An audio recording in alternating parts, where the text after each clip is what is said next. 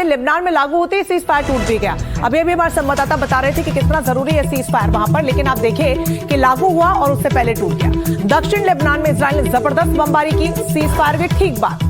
Lebanon की सेना का यह दावा है कि आईडीएफ ने इस बमबारी को अंजाम दिया है। हालांकि इजरायली प्रधानमंत्री बेंजामिन नेतन्याहू इस बात को बार बार कह रहे हैं कि दक्षिणी लेबनान में वो हमले जारी रखेंगे।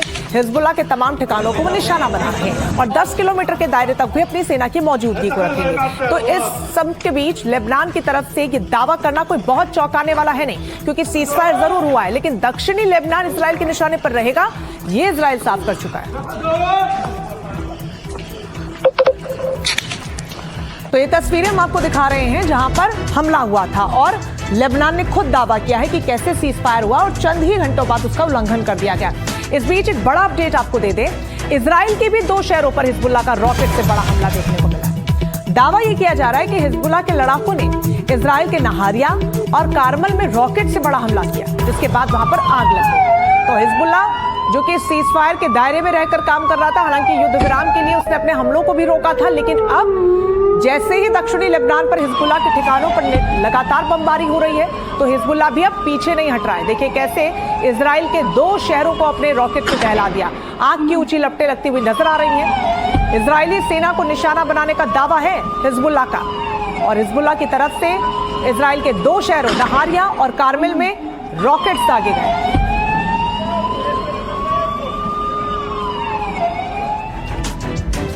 तो अमेरिका के राष्ट्रपति ट्रंप भले ही सीज फायर का दावा कर रहे हो, लेकिन नेतन्याहू अपनी जिद पर अड़े हुए हैं। नेतन्याहू का यह दावा है कि इजराइल की सुरक्षा के लिए दक्षिण लेबनान में बफर जोन बहुत जरूरी है। पिछले 45 की बमबारी में 2000 से 200 से ज्यादा लोगों की किस तरीके से मौत हो चुकी है, यह आंकड़ा बता रहा है कि तबाही कितनी बड़ी है।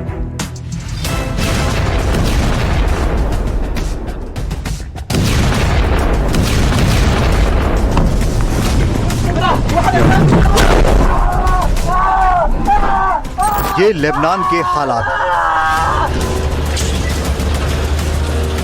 बेरूत समेत दक्षिणी लेबनान के कई शहरों में तबाही की तस्वीरें चारों ओर दिख रही हैं।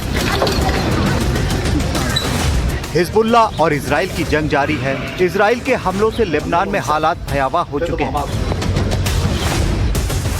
दक्षिण लेबनान के शहरों में बमबारी लगातार जारी है। तस्वीरें बिंत जबील शहर की हैं। इजरायली हमलों में यहां जमकर तबाही मची है।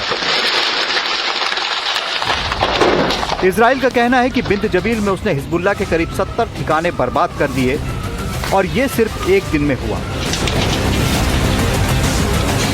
ईगोस कमांडो यूनिट ने यहां के अनाता इलाके में रेड मारी और हिजबुल्लाह के ठिकानों पर हमला कर दिया।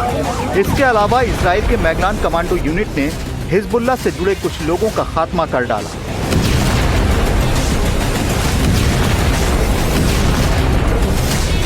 ये तस्वीरें देखिए, दक्षिण लेबनान में अल कासमिया ब्रिज को इजरायली वायुसेना ने बर्बाद कर दिया। ये ब्रिज लितानी नदी पर बना है। बताया जाता है कि हिजबुल्लाह इसके जरिए हथियार लाता ले जाता है। इजराइल के हमले ने इस रास्ते को बड़ा नुकसान पहुंचाया।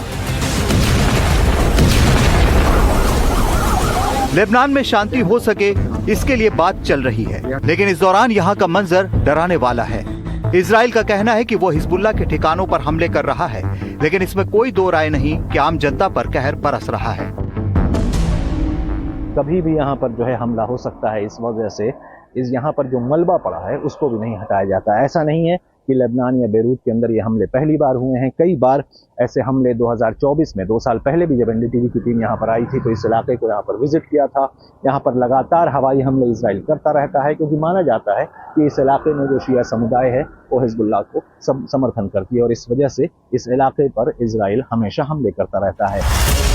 उम्मीद की आखिरी किरण बातचीत में ही दिखाई देती है। पिछले कुछ दिनों में इस ओर कदम भी बढ़े हैं। 14 अप्रैल को लेबनान और इजराइल ने करीब 34 साल बाद अपनी पहली कूटनीतिक बातचीत की। इसका मकसद इजराइल और ईरान समर्थित हिजबुल्लाह गुट के बीच चल रही लड़ाई को खत्म करना था।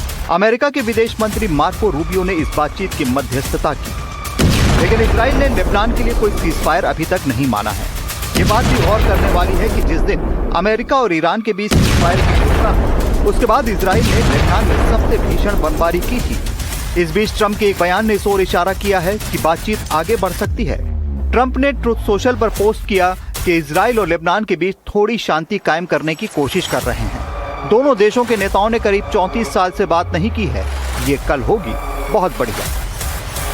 फिलहाल अमेरिका और लेबनान और इजराइल के बीच शांति वार्ता की बात हो रही है, लेकिन बेरूत के दक्षिण की तरफ अगर जाएं, लेबनान का दक्षिणी इलाका सिदोन है या तायर है या नाबातिये हैं जो इजराइल की सीमा पे लगते हैं, उस इलाके में अभी भी हमले लगातार हो रहे हैं। फिलहाल ये तबाही का जो मंजर है ये साफ दिखाता है कि जल्द से जल्द अगर शांति की स्थापना नहीं होती है तो लेबनान को इसका बहुत बड़ा खामियाजा आगे भी भुगतना पड़ेगा।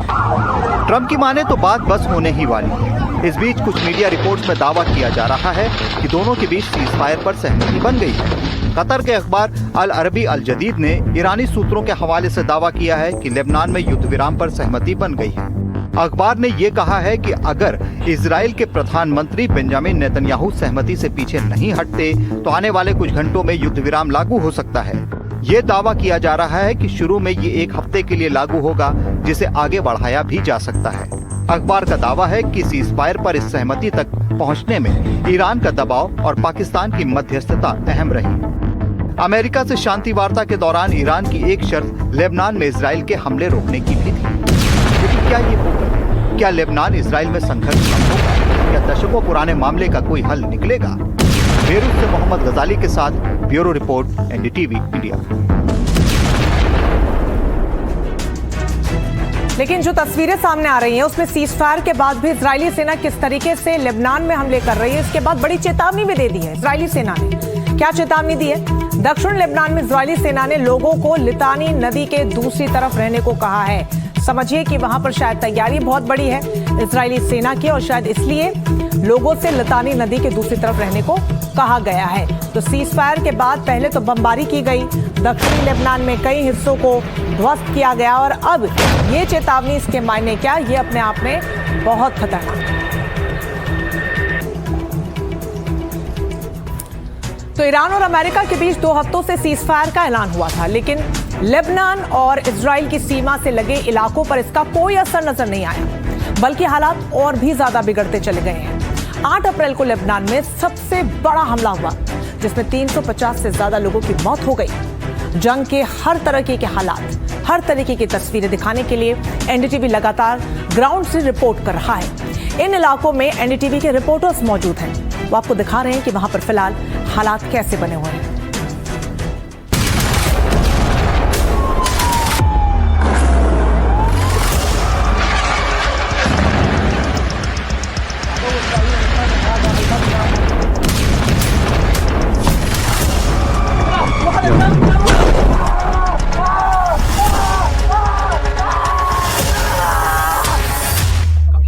मेट्रोला के इलाके में मेरे पीछे से युद्ध क्षेत्र में ग्राउंड से लगातार रिपोर्ट करता एनडीटीवी नजीर मसूदी। लेबनान में मौजूद हमारे सहयोगी नजीर मसूदी मोहम्मद गजाली और मोहम्मद गजाली, साथ ही लेबनान इजरायली सीमा पर मौजूद हैं हमारे सहयोगी प्रदीप दत्ता।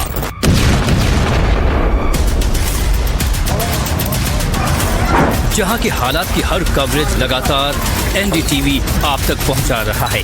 उन इलाकों में जहां सीज फायर का कोई असर नहीं, वहां हमारे रिपोर्टर्स डटे हुए हैं ताकि पल पल की अपडेट आप तक पहुंचा सके। हिजबुल्लाह के हमले झेलता गांव हो या रिहायशी इलाकों में मलबे में तब्दील हुई इमारतें, युद्ध की हर तस्वीर आपको एनडीटीवी पर देखने को मिलेगी। ये बेरूत का वो इलाका है जहां इजराइल की ओर से ताबड़तोड़ हमले किए गए थे। एनडीटीवी के मोहम्मद गजाली यहाँ मौजूद हैं। इजरायली हमले में हुई तबाही की तस्वीरें बेहद डरावनी हैं। रिहायशी इमारतों पर हमले के बाद यहाँ जान माल का भारी नुकसान हुआ था। अब भी मलबे के ढेर में उस हमले की गूंज सुनाई दे रही है। ये जो दुकानें आप देख सकते हैं, ये यहाँ पर खाने पीने की दुकानें हैं, यहाँ पर शोरूम था और कई ऐसे कमर्शियल इस्टेब्लिशमेंट जिसको हम कह सकते हैं। उन इलाकों में हवाई हमले के बाद काफ़ी ज़्यादा नुकसान हुआ है। ये रिहायशी इलाका भी था, ये एक कमर्शियल इस्टेब्लिशमेंट भी। नीचे की दुकानें आप देख सकते हैं कि किस तरह से इस शटर को मार गिराया है। शटर पर भी क्षति पहुंची है, दुकान के अंदर भी क्षति पहुंची है। और साथ ही साथ इस पूरे इलाके में अगर आप देखें तो किस तरह से इस हमले ने लोगों के व्यवसाय पर तो असर दिया ही है। खास करके जो रिहायशी इलाके थे, उन रिहायशी इलाकों को लोगों को खाली करके वापस भी जाना पड़ा है। यहाँ रहने वाले ज्यादातर लोग पलायन कर चुके हैं। पीछे बचे हैं उनके वो घर जो उन्होंने अपने जीवन की पूरी पूंजी लगाकर बनाए थे, लेकिन जंग ने सब खत्म कर दिया। ये किसी का घर था। इस घर में आप देखें, यहाँ पर एंट्रेंस के लिए डोरबेल लगे हुए हैं। ये पूरी एक बिल्डिंग थी, एक अपार्टमेंट था, मल्टी स्टोरी अपार्टमेंट, जिस पे हमले की वजह से यहाँ के लोग यहाँ से जा चुके हैं। अच्छी खासी दुकानें, लोगों का व्यवसाय, रोजगार इस जंग की भेंट चढ़ गया है। और ये पहली बार नहीं हुआ है जब लेबनान के, अगर आपको आगे के इलाके में भी दिखाता चलूँ तो आप देखेंगे आगे कि इस पूरी दुकान पर, मेरे साथ मेरे कैमरा पर्सन आपको विजुअल दिखाते चल रहे हैं कि किस तरह से इस पूरे इलाके में ये दुकानें हैं। ये शोरूम के नाम आप देख सकते हैं। यहाँ पर मेडिकल इक्विपमेंट की शॉप यानी दवाइयों की दुकानें, यहाँ पर फ्लोरल एंड वेडिंग डिज़ाइन, शादी ब्याह के जो सामान हो सकते हैं वो मिलते थे। बड़ी बड़ी दुकानें हैं और इन सब दुकानों पर ऐसा हमला हुआ है कि ना सिर्फ रिहायशी इलाका हो, व्यवसायी बिल्डिंग्स जो हैं जहाँ पर बिजनेस होते हैं, उन इलाकों पर भी हमले हुए हैं। आप देख सकते हैं कि ये पूरा इलाका ये बेरूत के बिल्कुल पास का है। आप देख सकते हैं बड़ी बड़ी बिल्डिंगें जो हैं वो यहाँ पर ख़त्म हो चुकी हैं। बेरूत के इस इलाके में बड़ी बड़ी इमारतें मलबे के ढेर में तब्दील हो गई हैं। रिहायशी इलाकों में हुए इस भयानक इजरायली हमले में सब कुछ तबाह हो गया है। आप देख सकते हैं ये विजुअल्स, लोगों के सामान, ये देखें अगर आप कि जंग क्या क्या कर जाता है लोगों की ज़िंदगियों के साथ। ज़िंदगी भर की पूंजी, कमाई, सारा कुछ आज मलबे की ढेर बनकर रह गया है। ये मल्टी स्टोरी बिल्डिंग होती थी। कुछ बिल्डिंग्स जो हैं इसके पीछे अभी भी सेफ खड़ी हैं, लेकिन उसको हमें कह सकते हैं कि फिल्म करने की इजाज़त नहीं है। ये वो इलाका है जिसमें शिया समुदाय के लोग ज़्यादा रहते हैं और ख़ास करके इसे हिज़्बुल्लाह के समर्थन का भी इलाका माना जाता है। ऐसे में इन इलाकों पर पिछले 15-20 दिनों में 40 दिन की जो लड़ाई ईरान के साथ इजराइल की चल रही थी, उसमें लेबनान पर भी तीव्र हमले किए हैं और ख़ास करके बेरूत शहर का ये इलाका है। अक्सर खबरों में हम सिर्फ सुनते हैं कि दक्षिणी लेबनान में हमले हो रहे हैं, लेकिन ये इलाका जो है बेरूत शहर के बिल्कुल बीचों बीच है। हालांकि यहाँ पर और भी बिल्डिंग्स खड़ी हैं, लेकिन लगातार इस इलाके में हमले का जो खतरा है वो बना रहता है। ग्राउंड पर मौजूद हमारे सहयोगी नजीर मसूदी पहुंचे लेबनान के बशरी में, जो खलील जिब्रान का गांव है। चारों तरफ जंग है, लेकिन इस इलाके में पूरी तरह शांति है।